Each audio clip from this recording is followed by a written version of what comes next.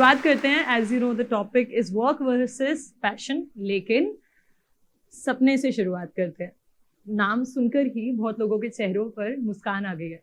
सपने, dreams. Generally मैं जिन लोगों से मिलती हूँ, आई हैव अ हैबिट सबसे बातचीत वगैरह करने की. So while I was coming from my work place to the college, एक वॉलंटियर थी सिद्धि. मैंने उससे पूछा कि what are you pursuing, and उसने बताया हाँ मैम ये, बहुत ही नॉर्मली.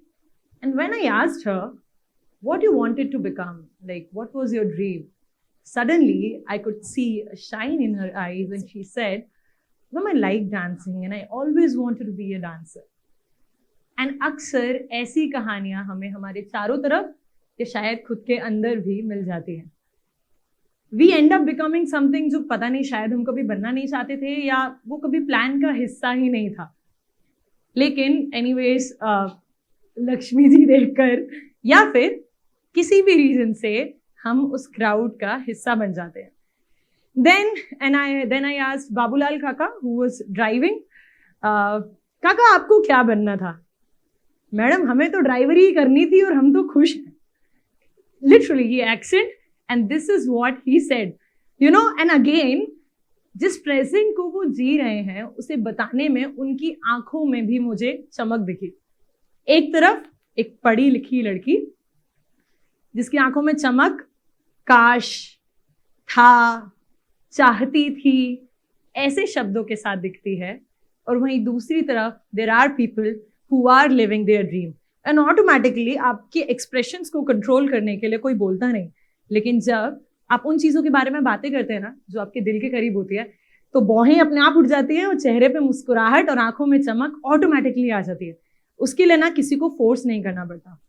नाउ जो भी लोग यहाँ पर हैं, there are people who are into certain professions, there are people जो भी पढ़ाई कर रहे हैं, there must be people जो इस पढ़ाई करने के बाद पोस्ट ग्रेजुएशन या ऐसा कुछ करने का सोच रहे होंगे. सो 3 कैटेगरीज में डिवाइड कर देती हूँ. someone who has already taken the decision of their life, living it, and someone who are yet to take the decision.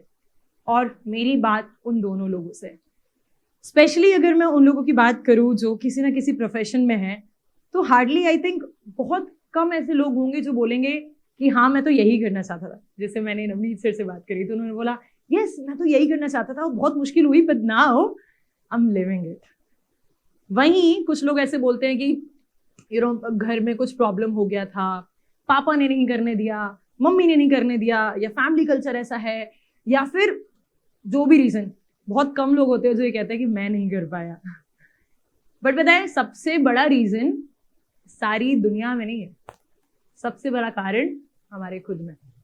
वो एक बहुत ही फेमस मीम तो नहीं बोलूंगी, एक कोट है जो अभी हर जगह फेमस हो रहा है कि आज की सोसाइटी इस चीज के लिए तो मेंटली प्रिपेयर हो चुकी है कि लड़कियां चांद को छुएं, लेकिन वो चांद छूने जाने के पहले 4 पराठे और 2 सब्जी बनाकर जाए. आप लोगों ने सुना होगा. वेल प्रॉब्लम सिर्फ लड़कियों के साथ नहीं, मेल्स के साथ भी बहुत ज्यादा होती है, क्योंकि एक परिवार स्टार्ट करना या अपने एग्जिस्टिंग फैमिली को चलाने के लिए वो जो एक फाइनेंशियल बर्डन होता है ना कि हाँ तुमको फोटोग्राफी करनी है, गाना है, डांस करना है, ये जो भी तुम्हारा पैशन है तुम वो करो, लेकिन 20-23 साल तक बस, उसके बाद तुमको घर का ये संभालना है.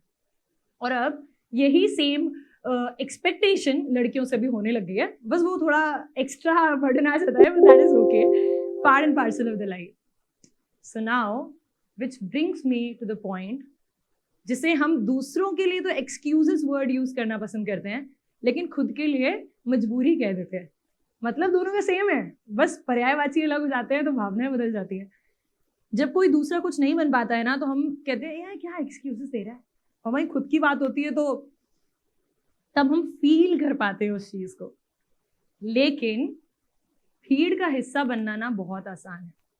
हर जिंदगी एक कहानी है. मैं हमेशा ये बोलती हूँ आप मेरे बारे में नहीं जानते, मैं आपके बारे में नहीं जानती, सबकी अपनी अपनी डिफिकल्टीज हैं, अच्छाइयाँ हैं, सारी चीजें.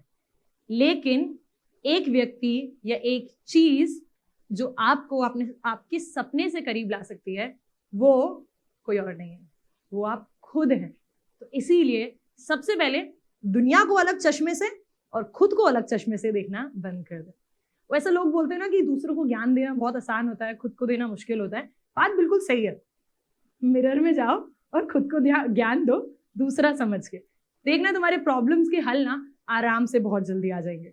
और ये जो टॉपिक है ना आज का, वर्क वर्सेस पैशन, इसके बीच में से ये वर्सेस हट जाएगा और ये दोनों एक ही प्लेटफॉर्म पर आ जाएंगे।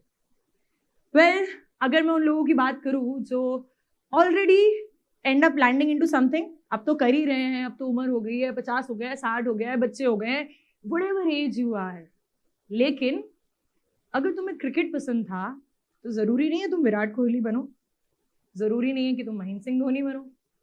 क्रिकेट तो गली मोहल्ले में भी खेला जा सकता है ना। अगर तुम्हें नृत्य करना पसंद है तो जरूरी नहीं है कि तुम उस लेवल तक पहुंचो कि तुम रियलिटी शोज में जाओ और कंपीट करो, वो सारी चीजें करो, या फिर तुम कोरियोग्राफर बनो। नहीं, किसने रोका है तुम्हें डांस करने से? Coming back to the same example जहां से ये कहानी शुरू हुई थी, सिद्धि आपके कॉलेज की है, प्लीज इसके बाद उसको ट्रोल मत करना कोई जाके। उससे मैंने पूछा कि अच्छा आपके मम्मी पापा क्या करना चाहते थे? उसने बोला currently they are the director of a school, living a very happy life and I can see that, but मेरी मम्मी नेशनल्स थी कराटे में, एंड देन शी सेड मुझे कोई कहीं जाने ही नहीं देता। एंड आई वाज लाइक यार, गुरु तो तुम्हारे घर पर ही था, तुम खुद ही कराटे सीख लेती तो मम्मी को डर ही नहीं था। हाँ, ये तो 4 लोगों के मुंह तोड़ सकती है, मुझे इसको रोकने की कोई जरूरत ही नहीं है। नाउ विदाउट टारगेटिंग एनीवन, नहीं लगता कहानी रिपीट हो रही है? लोग बोलते हैं सर्कल ऑफ लाइफ। मदर के साथ जो हुआ है, बेटी के साथ भी वही हुआ है। इतना अच्छा कराटे आने के बाद, नेशनल लेवल्स पे जाने के बाद भी एक स्कूल की डायरेक्टर हैं, उसमें खुश हैं, लेकिन जो सपना था वो नहीं जी पा रहे। और बच्ची के साथ क्या हुआ? सेम हुआ। वही वाली बात आ गई ना कि दूसरे के लिए कुछ और हमारे लिए कुछ और। सो सबसे पहले सिंस हर एज ग्रुप की ऑडियंस यहाँ पर है, मेरी फर्स्ट अपील, जो खुद सहा है वो कभी किसी दूसरे को सहने मत देना। लोग बोलते हैं, आप ही लोग तो बोलते हो यार कि अपनी गलतियों से कुछ सीखो, और हम ही हमारी गलती से ना सीख कर उसे रिपीट कर रहे हो, जनरेशन टू जनरेशन ट्रांसफर करते जा रहे हैं। So well and good, lucky हैं वो लोग जिनको उनका पैशन, उनका करियर बनाने मिल रहा है, ठीक है, this is very nice. But on the other side अब क्या करें? अब तो ऑलरेडी एक दूसरी नाव में बैठ चुके हैं, दूर जा चुकी है वो मंजिल जहां हमेशा जाना था, तो अब क्या कर सकते हैं? बहुत कुछ किया जा सकता है। जो मैंने कहा था कि जरूरी नहीं है कि क्रिकेट पसंद है तो विराट कोहली बनो, है ना। इंपॉर्टेंट मंजिल से ज्यादा रास्ते होते हैं। एक थोड़ा सा ऐसे फिलोसफिकल लगेगा, लेकिन कुछ रास्ते इतने हसीन होते हैं कि मंजिल तक पहुंचने की जल्दी नहीं होती। ये जो शायर और ये कवि आदि लिख कर गए ना, ये बातें एक्चुअली बहुत सही है और रियलिटी को देखकर ही लिख कर गए। हमें क्यों जल्दी होती है किसी मंजिल पे जाने की, या हम क्यों हताश हो जाते हैं अगर वो मंजिल से हमारा रास्ता टूट जाता है? एंजॉय योर जर्नी ना। नहीं बन पाए तो कोई बात नहीं, 1 दिन के 2 घंटे, 3 घंटे। किसने बोला है कि आप घर पे डांस नहीं कर सकते? किसने बोला है कि आप कॉलेज में कॉम्पिटिशन्स में पार्ट नहीं ले सकते? किसने बोला कि आप एक खुद ही एक स्कूल के डायरेक्टर हो, वहां पर एक अलग से सेल्फ डिफेंस प्रोग्राम नहीं अलाउ कर सकते? उस चीज को जीना जरूरी है ना। लगता है हमें कि बहुत गैप हो गया है, हम चीजों को भूल गए। अरे अब वो बात कहाँ, ये बहुत लोग बोलते हैं। वो एक समय था जब हम ऐसा करते थे, उस था को आज में बदलने की जरूरत है। वर्क और पैशन के बीच में वर्सेस को हटाने की जरूरत है। और वो कैसे होगा कि अगर वो आपका करियर नहीं बन पाया है तो भी आप उसको जी सकते हो किसी ना किसी तरीके से, खुद का कोई ऑर्गेनाइजेशन खोल के, या फिर कोई बड़ा प्लेटफॉर्म लाके, या फिर अपनी 4 दीवारी जिसमें कैद हो गए हो ना, उसी के अंदर उस चीज को जी कर। The choice is yours. और अक्सर जो एक लाइन हम बोलते हैं कि अक्सर हम हमारे सपने हमारे बच्चों में जीना शुरू कर देते हैं और हमें पता ही नहीं होता कि हम कब इस ग्रुप से इस ग्रुप में आ गए। मतलब हमेशा देखा कॉलेज में सुनते हो, बोलो यार मैं तो ये बनना चाहता हूँ, मैं तो बहुत पैसे कमाना चाहता हूँ, मैं तो ये करना चाहता हूँ, मैं तो वो करना चाहता हूँ। और है ना, लाइफ इतनी जल्दी हाथों से खिसकती है कि पता नहीं चलता कि हमारा बच्चा फलानी जगह ये कर रहा है, इतना इतना आगे बढ़ना, बेटा तुम ये करना। क्यों हम हमारे सपने किसी और में जी रहे हैं? उसके खुद के सपने हैं। और दूसरा, आपका सपना आप खुद पूरा कर सकते हो, किसी भी एज, किसी भी बैकग्राउंड में हो। एक बात थी जो मैंने अभी कही थी सोसाइटल परसेप्शन की, या हमारी सोसाइटी जिस नजरिए तक पहुंची है कि they are comfortable looking at the working women, और आपकी फैमिली में भी हो, yet there are certain background जहाँ पर वुमेन वर्किंग के लिए इतना ज़्यादा ओपननेस नहीं है. बट जब तक वो ओपननेस आएगी, जब तक आप मोर्चा चलाओगे महिला सशक्तिकरण का, या जब तक आप ये सोचोगे कि ऐसा नहीं होना चाहिए, ये सही है, ये गलत है, सारी जिंदगी ना सही गलत की लड़ाई लड़ते ही गुजर जाएगी. लेकिन ये जो आपकी क्रीम एज है ना, ये कभी वापस नहीं आ पाएगी. हाँ, अगर आपने एक चेंज ला दिया है दुनिया में अपने बच्चों के लिए कि जब तक वो करियर में आने की एज पे आ गए, चीज़ें बदल गई हैं, चीज़ें ओपन हो गई है, लोग कंफर्टेबल होने लग गए हैं उस चीज़ को लेकर. लेकिन आपका क्या, इतनी सी लाइफ है ना, इतनी सारी मूवीज बनती है, जिंदगी ना मिलेगी दोबारा, नहीं मिलती. सब पता नहीं चलेगा कि कब है से था बन जाएगा, कब चाहता हूं से काश बन जाएगा. बस लगता है कि बहुत वक्त है, लेकिन वक्त नहीं होता. और नहीं हो भरोसा तो ये जो आगे हमारे डिग्निटरीज हैं, इनसे कभी बात करके देखना. उन्होंने भी वो लाइफ जी है, वो नॉस्टैल्जिया. मैं तो अभी जब वर्ड यूज करती हूँ ना नॉस्टैल्जिया, तो एक बड़ा सा दुख होता है कि यार पता ही नहीं चला वहां से यहाँ तक का सफर इतनी जल्दी कैसे पूरा हो गया. पता ही नहीं चलता है और किसी को भी पता नहीं चलेगा. Now coming to my life again, as I said, ज्ञान दुनिया को देना आसान है, खुद में लागू करने की कोशिश करो. So there was a show, FIR आता था, किसी ने देखा होगा, चंद्रमुखी चौटाला, बहुत ही कूल लगती थी ना. I was big fan of her.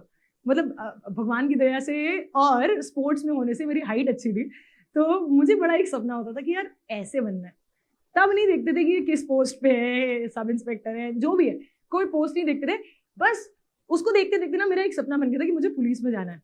But again, जिन बातों की मैंने कही, मतलब जो बातें मैंने जिक्र किया जिनका, कि बनिया फैमिली और and up coming into the business, I am loving it. क्योंकि धंधे से प्यार नहीं करोगे तो लक्ष्मी जी कभी नहीं आएगी. लेकिन ऑन द अदर साइड मेरे मन में ना वो काश खत्म हो चुका है, वो गिल्ट खत्म हो चुका है. कैसे? सो एक बार ऐसे ही इंदौर में जा रही थी and I saw few people volunteering and I thought क्या है ये, मुझे तो कुछ पता ही नहीं था. बिकॉज अगर आप थोड़े टाइम पहले की बात करें तो हमें कोई आइडिया नहीं होता था कि पुलिस के अलावा भी कोई और व्यक्ति सिग्नल पर खड़ा हो सकता है. बट व्हेन आई सॉ कि सडनली इंदौर में इतनी पुलिस वाले कैसे आ गए, पता किया, रिसर्च करी, फिर उसके बाद मैंने भी उनसे रिक्वेस्ट करी कि मैं भी करना चाहती हूँ. और ऑफकोर्स अच्छा काम करने के लिए कौन रुकता है. ज्वाइन किया, चीज़ों को अलग तरीके से किया and my life turned upside down. एकदम पूरी चेंज हो गई थी और मेरी लाइफ का वो गिल्ट हट गया था. मतलब I was doing very well in my life, I was pursuing my MBA in a very good college, सब कुछ बहुत अच्छा चल रहा था, ना कोई फैमिली इशू था. लेकिन बस वही होता ना, वो सेंटी गाने और सुंदर सीन और वो सब देख कर आप अक्सर पास्ट में चले जाते हो, खुद के अंदर चले जाते हो और वो गिल्ट आ जाता है. लेकिन आज मैं खुशी से कहती हूँ कि मेरे अंदर ना कोई गिल्ट नहीं है, कोई काश नहीं है. क्योंकि भले ही खाकी नहीं मिली, लेकिन एक खाकी वाला 24 घंटे अपने सीने में जो लेकर घूम रहा होता है, वही जुनून, वही जोश, वही खुशी, वही संतुष्टि मैं मेरे सीने में लेकर घूम रही होती हूँ. भले ही 2 घंटे करूँ, 3 घंटे करूँ, लेकिन करती जरूर. And it made me complete. जो एक लाइन है ना, कंप्लीट, खुद को पूरा पाना बहुत बहुत ही रेयर लोगों को ये मौका मिलता है, लेकिन कोई और मौका नहीं देगा. अपने लिए मौके खुद बनाइए. एक कोट के साथ लाई अपनी स्टॉक को खत्म करना चाहूंगी कि अपने सपने अपने बच्चों में नहीं, खुद में देखें और उसे पूरा करने की कोशिश करें, ताकि कल आप इस स्टेज पर या कहीं पर भी जाएं तो इन्हीं चमक के साथ, अपनी आंखों में इसी चमक के साथ कह पाएं कोई काश नहीं जीवन में, बहुत बढ़िया चल रही है जिंदगी और ऐसे ही जीते चले जाएंगे.